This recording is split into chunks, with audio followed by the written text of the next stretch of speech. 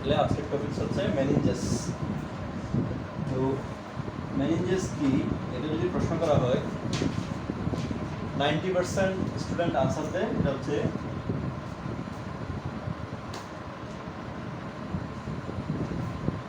মস্তিষ্কের আবরণ। এটা হচ্ছে 90% স্টুডেন্টের অ্যান্সার। ঠিক আছে, তো আসলে এটা পুরোপুরি সত্য কিনা। তো মেনিনজাস কি এই প্রশ্নের উত্তরে তুমি যখন বলবা মেনিনজাস কি, তুমি যখন বলবা যে মস্তিষ্কের আবরণ, তাহলে এটা আধা সত্য একটা আনসার রয়েছে। ঠিক আছে, এটা অর্ধেক সত্য আনসার। তো মেনিনজাসকে আমরা কি বলবো তাহলে? পুরো সত্য বলতে গেলে 100% যদি তুমি কভার করতে চাও, তোমাকে বলতে হবে কেন্দ্রীয় স্নায়ুতন্ত্রের আবরণ। কেন্দ্রীয় স্নায়ুতন্ত্র, যেটাকে আমরা সংক্ষেপে বলি সিএনএস এর আবরণ। তাহলে এটা এভাবে বললে আমার সুবিধাটা কি হলো, আমি পুরো জিনিসটাই কভার করলাম। কারণ কেন্দ্রীয় স্নায়ুতন্ত্র বলতে আমরা দুটো জিনিস বুঝি, মস্তিষ্কের যোগ স্পাইনাল কর্ড, মানে সুষুম্না কাণ্ড। সুষুম্না কাণ্ড। তাহলে আমার এখানে কি সুবিধা হলো, তোমাকে যখন প্রশ্ন করা হবে মেনিনজাস কি, তুমি যখন বলবো মস্তিষ্কের আবরণ, তাহলে তোমাকে উল্টা একটা প্রশ্ন, দ্বিতীয় একটা প্রশ্ন তোমার কাছে চলে আসবে, সেটা হচ্ছে তাহলে সুষুম্না কাণ্ডের আবরণের নাম কি। তখন তুমি চিন্তায় করে দেবা সুষুম্না কাণ্ডের আবরণ তো কোনোদিন পড়লাম না। ঠিক আছে, তাহলে তুমি যদি বলো যে মেনিনজাস কি, তুমি যখন অ্যান্সার দিবা কেন্দ্রীয় স্নায়ুতন্ত্রের আবরণ, তাহলে তোমাকে আর আলাদা করে প্রশ্ন করার সুযোগ নাই সুষুম্না কাণ্ডের আবরণের নাম কি। কারণ কেন্দ্রীয় স্নায়ুতন্ত্র মানে হচ্ছে কি মস্তিষ্ক, সুষুম্না কাণ্ড। তাহলে মস্তিষ্কের আবরণও মেনিনজাস, সুষুম্না কাণ্ডের আবরণও মেনিনজাস। ঠিক আছে। আচ্ছা,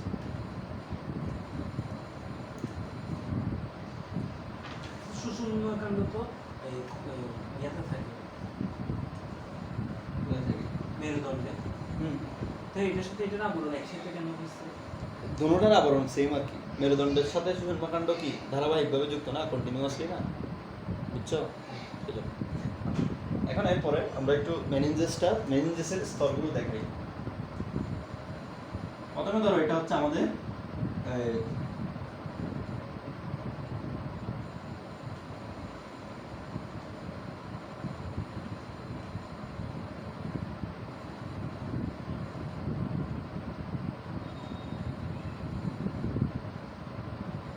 করটিকার অস্থি। করটিকা মানে কি? মাথার খুলি। করটিকা মানে হচ্ছে মাথার খুলি।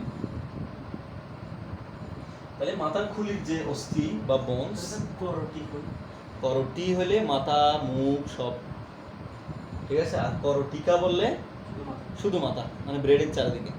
তাহলে করটিকা হচ্ছে মাথার খুলি, সেজন্য বললাম মাথার খুলি, মাথা বলি নাই, মাথার খুলি। তাহলে মাথার খুলিতে, মানুষের মাথার খুলিতে যে বনস গুলো থাকে, যে অস্থিগুলো থাকে, সেগুলো হচ্ছে কি করটিকা। এরপর এটার সাথে লাগানো একটা লেয়ার থাকে, এর সাথে লাগানো একটা প্রায় লাগানো, তো মাঝখানে তুমি ভালো করে যদি খেয়াল করো ছোট্ট একটা ফাঁকা কিন্তু আছে, ঠিক না? এই দেখো ছোট্ট একটা ফাঁকা জায়গা আছে। আচ্ছা, তাহলে এটা হচ্ছে প্রথম স্তর। এই স্তরের নাম কি? এই স্তরের নাম হচ্ছে ডুরা ম্যাটার।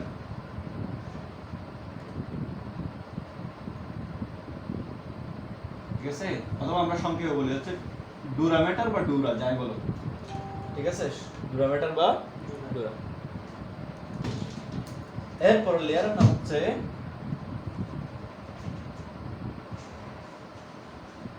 দেখো, আমি কিন্তু একটা স্পেস রাখতেছি, লাগাই দিচ্ছি না লেয়ার গুলো, কারণ এখানে প্রত্যেকটা লেয়ারের নিচে নিচে একটা একটা করে কি থাকে, স্পেস থাকে।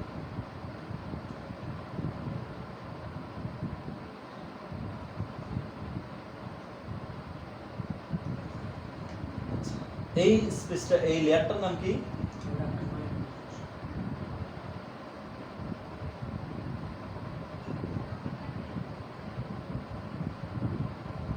Arachnoid matter.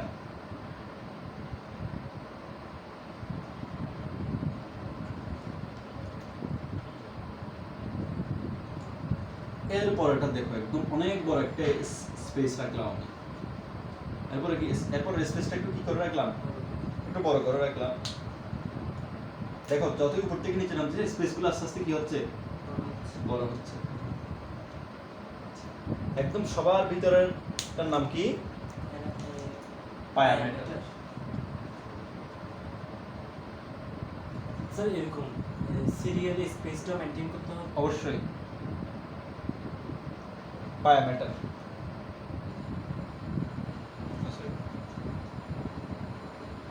ঠিক আছে, পায়ামিটার। এরপরে কি থাকে, এরপরে থাকে হচ্ছে ব্রেন, মস্তিষ্ক। এরপরে কি থাকে, ব্রেন। ঠিক আছে, ব্রেন, ব্রেন থাকে। এরপরে ব্রেন থাকে। এবং পায়ামিটার এবং মস্তিষ্ক একদম একজন আরেকজনের সাথে কি করে থাকে, লেগে থাকে।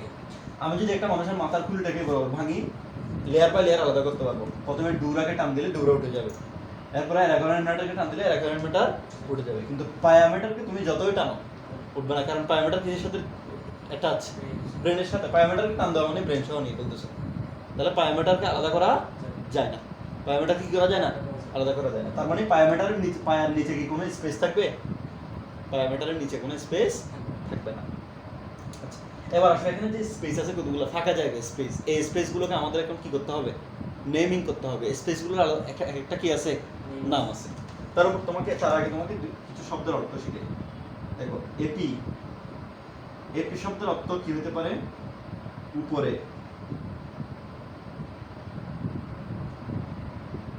অথবা শুরুতে। উপরে মানে অ্যাবভ, শুরুতে অর্থাৎ স্টার্টিং, অথবা প্রথমে। ঠিক আছে, এক এক জায়গায় এক এক অর্থে এপিটা ব্যবহার হয়। এটা উপরে অর্থে ব্যবহার হতে পারে, শুরুতে অর্থে ব্যবহৃত হতে পারে, প্রথমে অর্থ ব্যবহৃত হতে পারে। এখানে আমরা এটার কোন অর্থটা ব্যবহার করি, তিনটা অর্থ কিন্তু কাছাকাছি, ঠিক না? যে উপরে থাকে সেই তো শুরুতে থাকে, সেই তো প্রথমে থাকে, কিন্তু এক এক জায়গায় শব্দটা এক একভাবে বললে সুন্দর লাগে। যেমন এখানে আমরা বলবো কোন অর্থটা ইউজ করবো, উপরে। এরপরে সাব, সাব আমরা কি কি অর্থ ব্যবহার করি, নিচে, নিচে অথবা উপ, নিচে অথবা উপ, যে কোনো অর্থ। তবে এখানে আমরা কোন অর্থ ব্যবহার করবো, নিচে। তাহলে এপি শব্দের অর্থ কি, উপরে। সাব শব্দের অর্থ কি, নিচে। নিচে। এতটুকু তাহলে আমরা বুঝি। এখন তুমি বলো, এই যে স্পেসটা, এই স্পেসটা, এখানে একটা স্পেস আছে না, এই স্পেসটা কোথায় বলো তো? স্পেস ফাঁকা স্পেস। হ্যাঁ, এটার অবস্থানটা কি, তুমি দেখে দেখে বলো, এটার অবস্থানটা কোথায়? ডিউরাল স্পেস। হ্যাঁ, সাবডিউরাল। না না, তুমি তো আগে আগে বলো, বাংলায় বলো, নাম বলতে হবে না, তুমি পরে বাংলায় বলো। না, ডুরামিটারের উপরে, ডুরামিটারের উপর। ঠিক কিনা? হ্যাঁ। ডুরামিটারের উপরে কিনা স্পেসটা, হ্যাঁ। উপরে ইংরেজি আমি কি বলছি, এপি। এপি। তাহলে এই স্পেসটার নাম কি, এপি ডিউরাল ডুরাল স্পেস। স্পেস।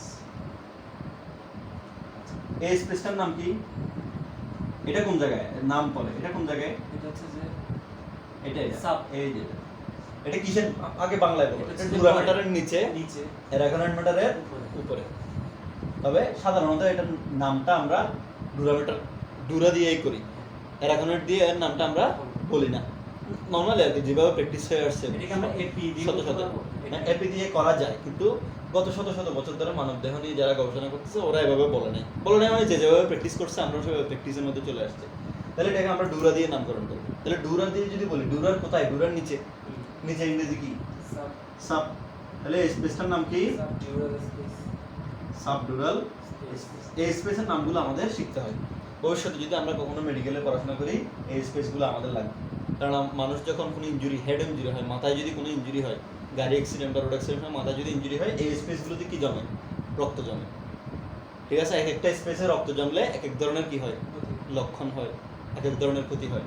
ঠিক আছে, আচ্ছা, এরপরে এই স্পেসটার নাম বলো। এটা কোথায় আছে, এটা অ্যারাগোনাইট ম্যাটারের নিচে, ঠিক না? এটা কোন জায়গায় আছে, অ্যারাগোনাইট ম্যাটারের নিচে। তাহলে এটাকে আমরা বলবো কি space, sub arachnoid sub arachnoid arachnoid space, sub arachnoid space. এই স্পেসটা সবচেয়ে বেশি কি পুরু ইম্পর্টেন্ট, এই স্পেসটা সবচেয়ে বেশি ইম্পর্টেন্ট, আমাদের মানবদেহের জন্য ইম্পর্টেন্ট, পরীক্ষার জন্যও ইম্পর্টেন্ট।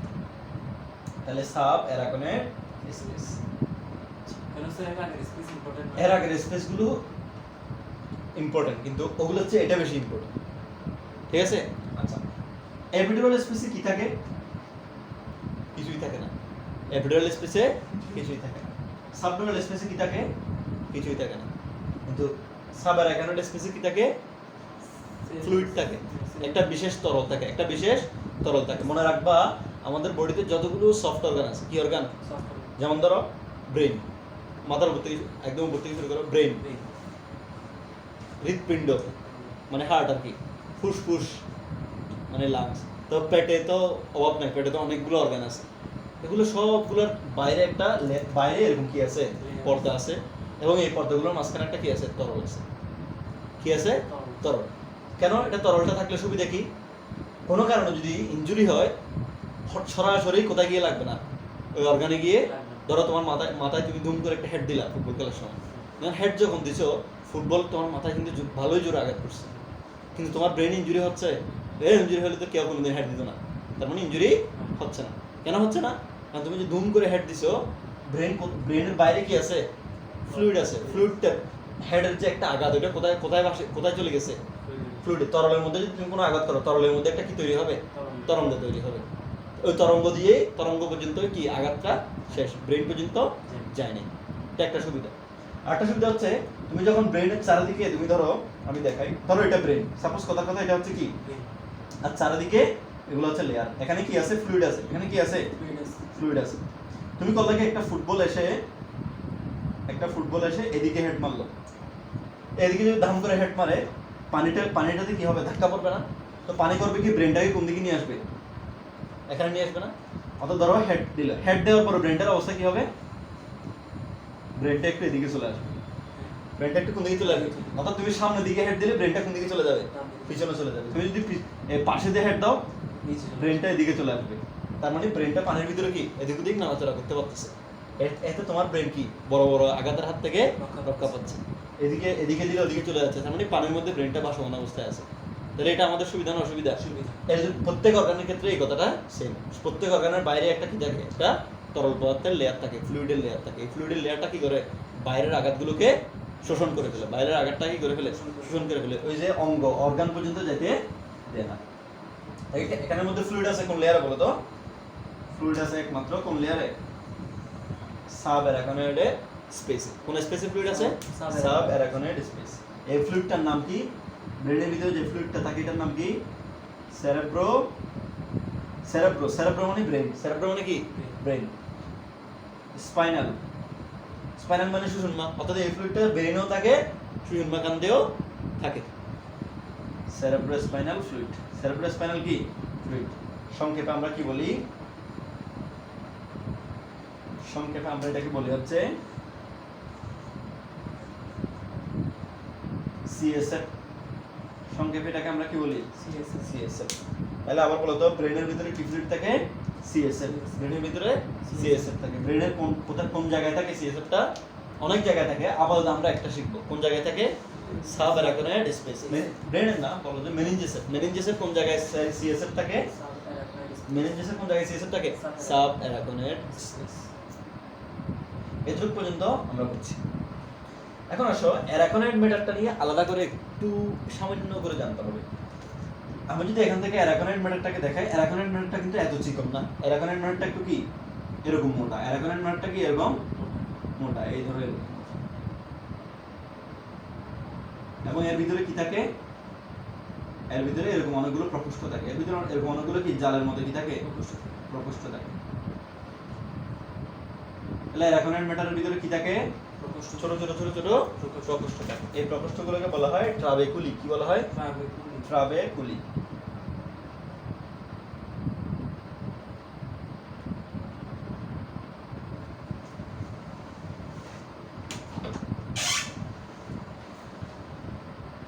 আচ্ছা, গেল।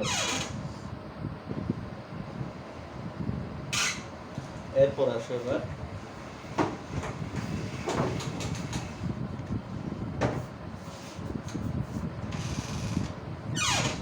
ঠিক আছে, তাহলে স্পেস গুলো জানলাম। এই দুটো স্পেসের গুরুত্ব কি?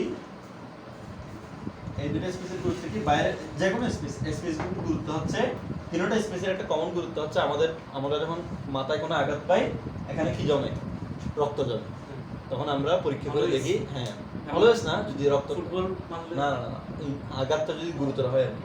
আচ্ছা, এটা একটা গুরুত্ব। আর একটা গুরুত্ব হচ্ছে সাবঅ্যারাকনোইড স্পেস। এটার গুরুত্ব কি? এখানে কি থাকে? সেরেব্রোস্পাইনাল ফ্লুইড বা সিএসএফ থাকে। সিএসএফ নিয়ে আমরা আরেকদিন পড়বো, ওদিন বুঝবো সিএসএফ থাকলে কি সুবিধা, সিএসএফ এর কাজ কি। আচ্ছা, এবার আসুন মেনিনজাস আমাদেরকে কি সুবিধা দিচ্ছে। মেনিনজাসের, তাহলে তোমাকে যদি প্রশ্ন করি মেনিনজাসের কাজ কি? এক নম্বরে তুমি বলবা মেনিনজাসের কাজ হচ্ছে মস্তিষ্ককে কি করা?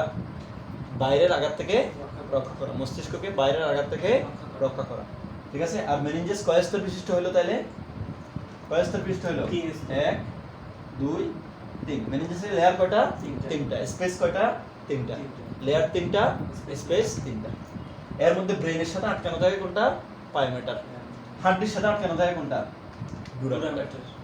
আচ্ছা, এরপর আসো মেনিনজাস যদি কোনো ইনফেকশন হয়, মেনিনজাস যদি কি হয়, কোনো ইনফেকশন হয়, তখন এটাকে আমরা একটা নামে ডাকি। এটাকে আমরা বলি হচ্ছে মেনিনজাইটিস। এটাকে আমরা কি বলি? মেনিনজাইটিস। তাহলে মেনিনজাইটিস মানে কি? মেনিনজাসের প্রদাহ, ইনফ্লামেশন অফ মেনিনজাস। মেনিনজাসের প্রদাহ, ইনফ্লামেশন অফ মেনিনজাস। এটা কি ব্যাকটেরিয়া দিয়ে হয়? এটা যে ব্যাকটেরিয়া দিয়ে হয়, ব্যাকটেরিয়াটার নাম হচ্ছে নিসেরিয়া মেনিনজিটিডিস। ব্যাকটেরিয়াটার নাম কি? Neisseria meningitidis. Neisseria meningitidis. ঠিক আছে? এটা দিয়ে কি হয়? মেনিনজাসে মেনিনজাইটিস প্রদাহ হয়, যেটাকে আমরা বলি হচ্ছে মেনিনজাইটিস মেনিনজাইটিস। প্রদাহ ইংরেজি হচ্ছে ইনফ্লামেশন। ঠিক আছে? আচ্ছা, তাহলে এই হচ্ছে আমাদের কি মোটামুটি মেনিনজাইটিস।